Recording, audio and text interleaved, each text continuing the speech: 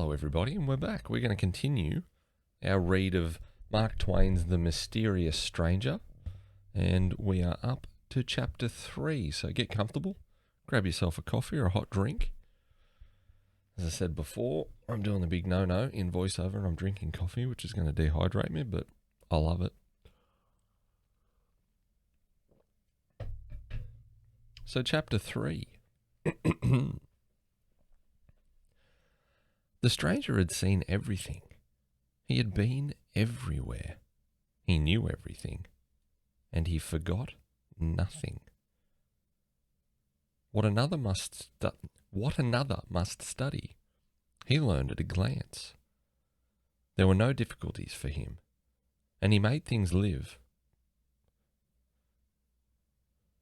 And he made things live before you. When he told about them. He saw the world made. He saw Adam created. He saw Samson surge against the pillars and bring the temple down in ruins about him. He saw Caesar's death. He told of the daily life in heaven. He had seen the damned writing. He had seen the damned writhing in the red waves of hell. And he made us see all these things. And it was as if we were on the spot, looking at them with our own eyes. And we felt them too. But there was no sign that they were anything to him beyond mere entertainments. Those visions of hell, those poor babes and women and girls and lads and men shrieking and supplicating in anguish. Why, we could hardly bear it. But he was as bland about it as if it had been so many imitation rats in an artificial fire. And always when he was talking about men and women here on the earth and their doings, even their grandest and sublimest, we were secretly ashamed. For his manner showed that to him they were their doings. Let me start that one again. For his manner showed to him they and their doings were of paltry, poor consequence. Often you would think he was talking about flies, if you didn't know. Once he even said, in so many words, that our people down here were quite interesting to him, notwithstanding they were so dull and ignorant and trivial and conceited, and so diseased and rickety, and such a shabby, poor, worthless lot all around. He said it in a quite matter-of-course way, and without bitterness, just as a person might talk about bricks or manure or any other thing that was of no consequence and hadn't feelings. I could see he meant no offence, but in my thoughts I set it down as not very good manners. Manners, he said. Why, it was merely the truth. And the truth is good manners. Manners are fiction. The castle is done. Do you like it? Anyone would have been obliged to like it. It was lovely to look at. It was so shapely and fine, and so cunningly perfect in all its particulars, even to the little flags waving from the turrets. Satan said we must put the artillery in place now, and station the halberdiers, and display the cavalry. Our men and horses were a spectacle to see. They were so little like that. They were so little like what they were intended for. For of course, we had no art in making such things. Satan said they were the worst he had seen. And when he touched them and made them alive, it was just ridiculous the way they acted. On account of their legs not being of uniform length, they reeled and sprawled around as if they were drunk, and endangered everybody's lives around them, and finally fell over and lay helpless and kicking. It made us all laugh, though it was a shameful thing to see. The guns were charged with dirt to fire a salute, but they were so crooked and so badly made that they all burst when they went off and killed some of the gunners and crippled the others. Satan said we would have a storm now and an earthquake if we liked, but we must stand off a piece, out of danger. We wanted to call the people away too, but he said never mind them, they were of no consequence. And we could make more, sometime or another, if we needed them. A small storm cloud began to settle down back over the castle.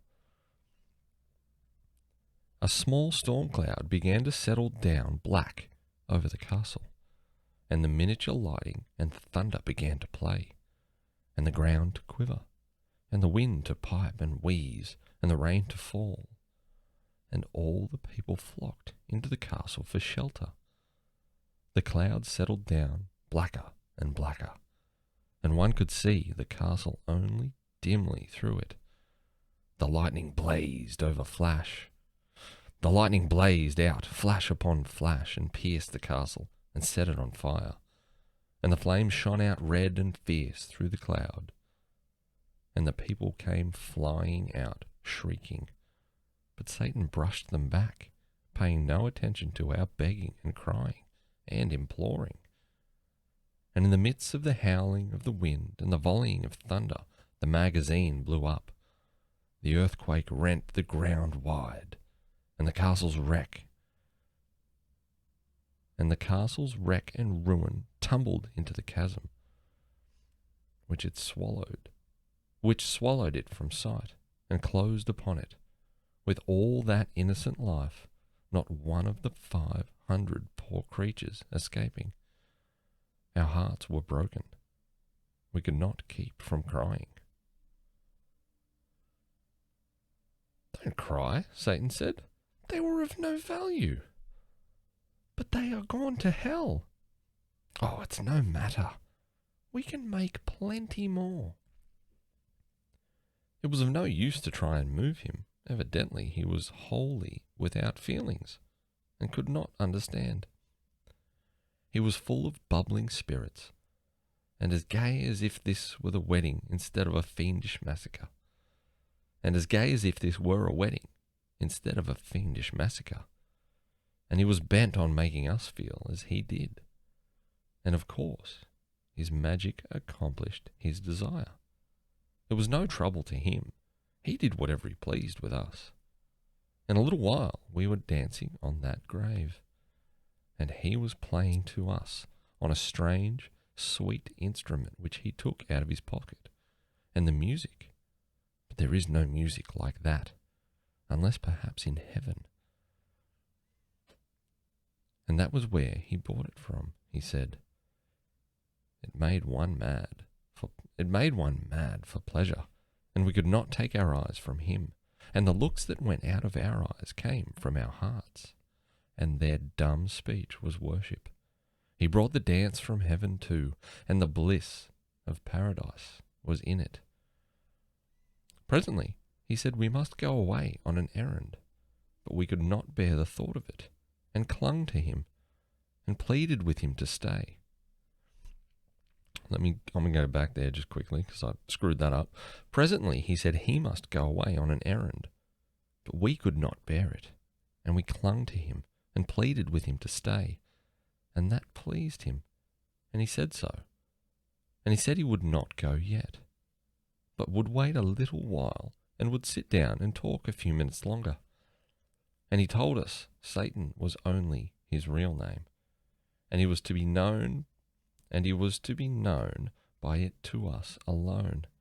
But he had chosen another one to be called by in the presence of others, just a common one, such as people have. Philip Traum. It sounded so odd and mean for such a being. But it was his decision, and we said nothing. His decision was sufficient. We had seen wonders this day, and my thoughts began to run on the pleasure it would be to tell them when I got home. But he noticed those thoughts and said, "No, all these matters are a secret among us four. I do not mind you trying to tell them. I do not mind your trying to tell them, if you like, but I will protect your tongues, and nothing of the secret will escape from them. It was a disappointment, but it couldn't be helped. And it cost us a sigh or two. We talked pleasantly along, and he was always reading our thoughts and responding to them. And it seemed to me that this was the most wonderful of all things he did. But he interpreted my musings and said, "No, it would be wonderful for you, but it is not wonderful for me. I am not limited like you. I am not subject to human conditions. I can measure and understand your human weaknesses, for I have studied them. But I have none of them. My flesh is not real, although it would seem firm to your touch. My clothes are not real. I am a spirit. Father Peter is coming." We looked around, but did not see anyone. "He is not in sight yet, but you will see him presently." "Do you know him, Satan?" "No." "Won't you talk with him when he comes? He is not ignorant and dull like us, and he would so like to talk to you. Will you?" "Another time, yes, but not now. I must go on my errand after a little." "There he is now. You can see him. Sit still and don't say anything." We looked up and saw Father Peter approaching through the chestnuts. We three were sitting together in the grass, and Satan sat in front of us in the path. Father Peter came slowly along with his head down, thinking, and stopped within a couple of yards of us and took off his hat and got out his silk handkerchief and stood there mopping his face and looking as if he were going to speak to us. But he didn't. Presently he muttered, I can't think what brought me here. It seems as if I were in my study a minute ago, but I suppose I have been dreaming along for an hour and have come all this stretch without noticing, for I am not myself in these troubled days." Then he went mumbling along to himself and walked straight through Satan, just as if nothing were there. It made us catch our breath to see it. We had the impulse to cry out, the way you nearly always do when a startling thing happens. But something mysteriously restrained us, and we remained quiet, only breathing fast. Then the trees hid Father Peter after a little, and Satan said, "It is as I told you. I am only a spirit." "Yes, one perceives it now," said Nicholas. "But we are not spirits. It is plain he did not see you." "But were we invisible too? He looked at us, but he didn't seem to see us." "No, none of us was visible to him, for I wished it so."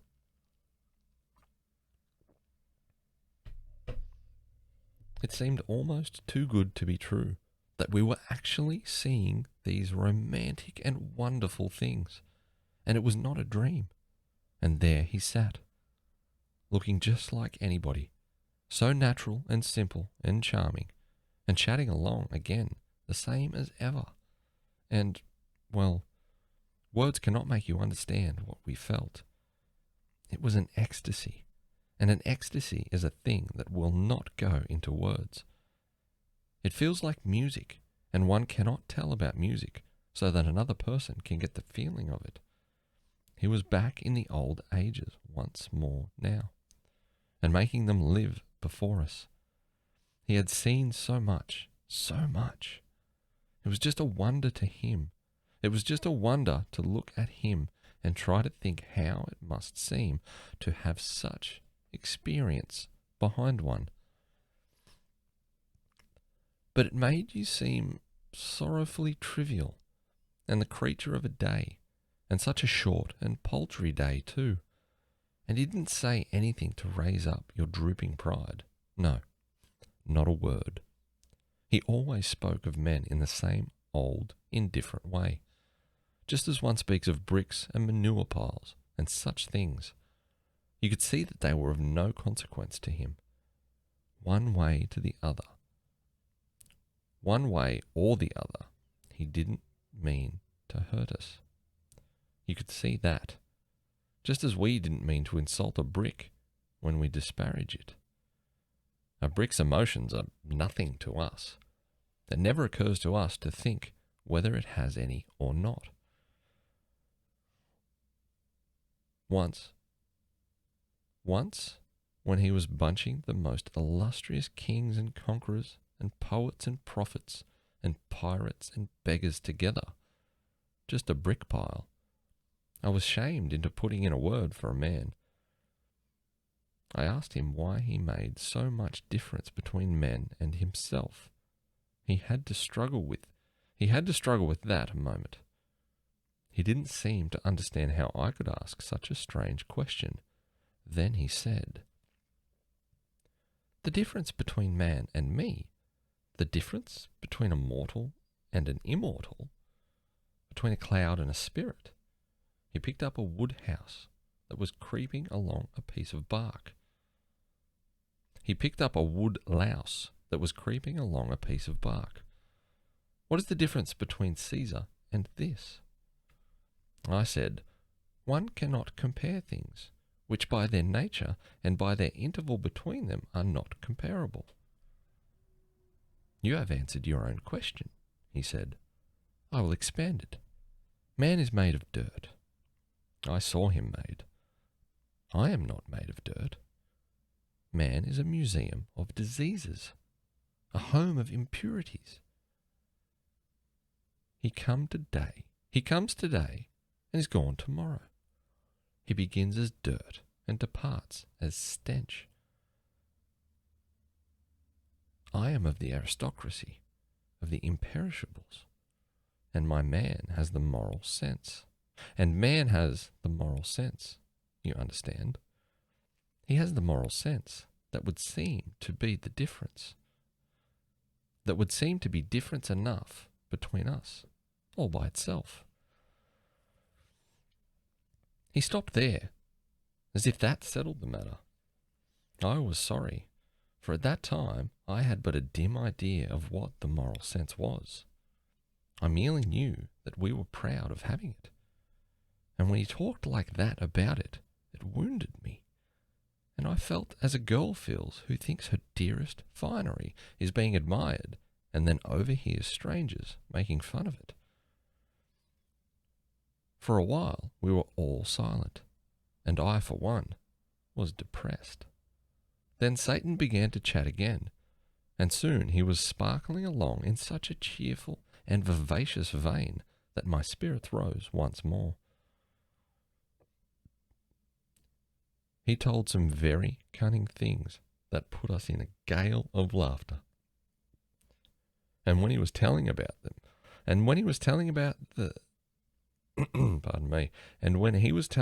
time that Samson tied the torches to the foxes' tails and set them loose in the Philistines' corn, and Samson sitting on the fence, slapping his thighs and laughing, with the tears running down his cheeks, and lost his balance and fell off the fence. The memory of that picture got him too laughing. And we did have a most lovely and jolly time. By and by, he said, I am going on my errand now. Don't, we all said. Don't go. Stay with us. You won't come back. Yes, I will. I give you my word. When? Tonight? Say when. It won't be long. You will see. We like you. And I you.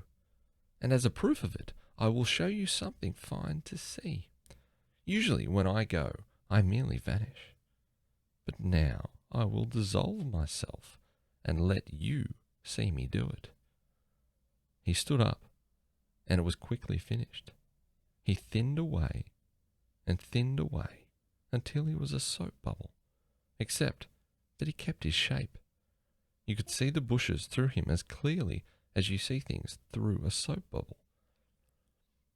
And all over him played and flashed the delicate, iridescent colours of the bubble.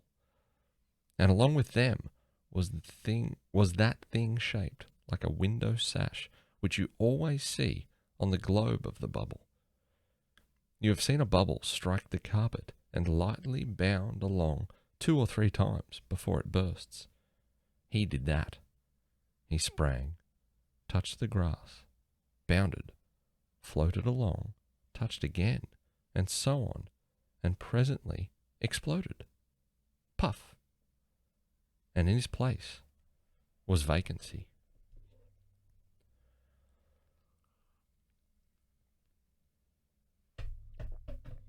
It was a strange and beautiful thing to see. We did not say anything, but sat wondering and dreaming and blinking. And finally Seppi roused up and said, mournfully sighing, "I suppose none of it has happened." Nicholas sighed and said about the same. I was miserable to hear them say it, for it was the same cold fear that was in my own mind. Then we saw poor old Father Peter wandering back with his head bent down, searching the ground. When he was pretty close to us, he looked up and saw and said, "How long have you been there, boys?" "A little while, Father." "Then it is since I came by, and maybe you can help me. Did you come up by the path?" "Yes, Father." "That is good. I came the same way. I have lost my wallet. There wasn't much in it, but a very little is much to me, for it was all I had. I suppose you haven't seen anything of it." "No, Father, but we will help you hunt." "It is what I was going to ask you. Why, here it is." We hadn't noticed it, yet there it lay, right where Satan stood, when he began to melt. If he did melt, and it wasn't a delusion, Father Peter picked it up and looked very much surprised. "It is mine," he said, "but not the contents. This is fat. Mine was flat. Mine was light, and this is heavy." He opened it. It was stuffed as full as it could hold with gold coins. He let us gaze our fill, and of course we did gaze, for we had never seen so much money at one time before. All our mouths came open to see. All our mouths came open to say, "Satan did it," but nothing came out. There it was, you see. We couldn't tell what Satan didn't want told, and he had said so himself. "Boys, did you do this?" It made us laugh, and it made him laugh too, as soon as he thought what a foolish question it was. "Who has been here?" Our mouths came open to answer, but stood so for a moment, because we couldn't say nobody, for it wouldn't be true, and the right word didn't seem to come. Then I thought of the right one, and said it.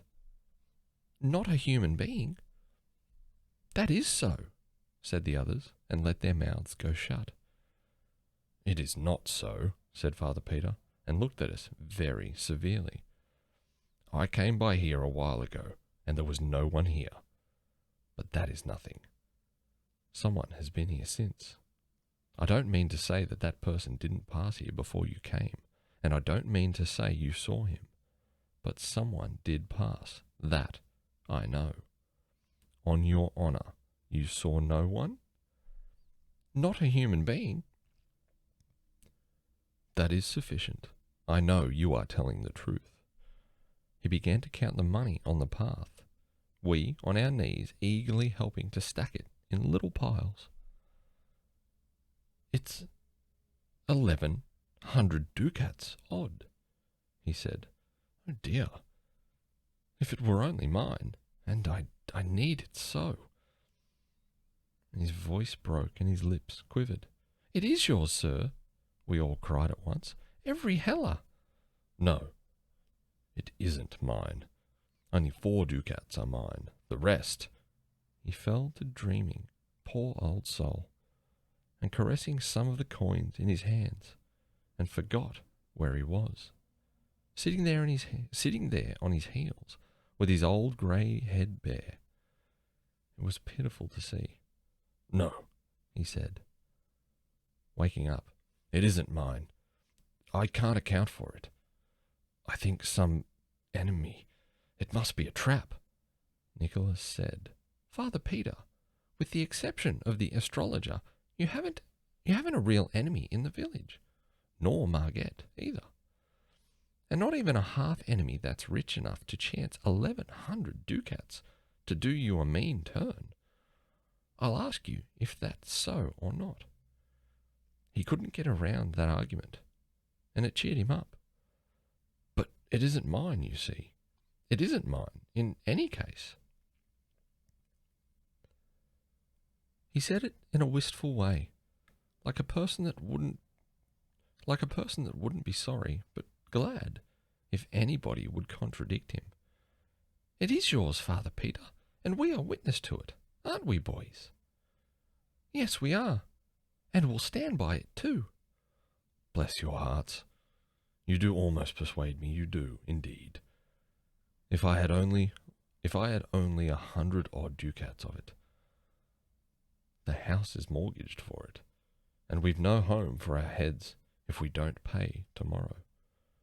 And that 4 ducats is all we've got in the... It's yours, every bit of it, and you've got to take it. We are bail that it's all right, aren't we? Theodore, aren't we, Seppi? We too said yes, and Nicholas stuffed the money back into the shabby old wallet and made the owner take it. So he said he would use 200 of it, for his house was good enough security for that, and he would put the rest at interest till the rightful owner came for it. And on our side, we must sign a paper showing how he got the money. A paper to show to the villagers as proof that he had not got out of his troubles dishonestly. So apologies. So there was a few muck-ups there with the reading. It's interesting reading a book that's so old that was written in the 1800s because they speak so differently to how we speak today. So a few little tongue twisters in there. But we'll get our heads around it. What do you think's going to happen? It's going to be interesting. What is going to happen? So we're up to chapter 4. So we're about 20% through the book. So it's not a long book. Short story in any case. But chapter 4 will be up next. So thanks for joining me. And we'll continue with chapter 4.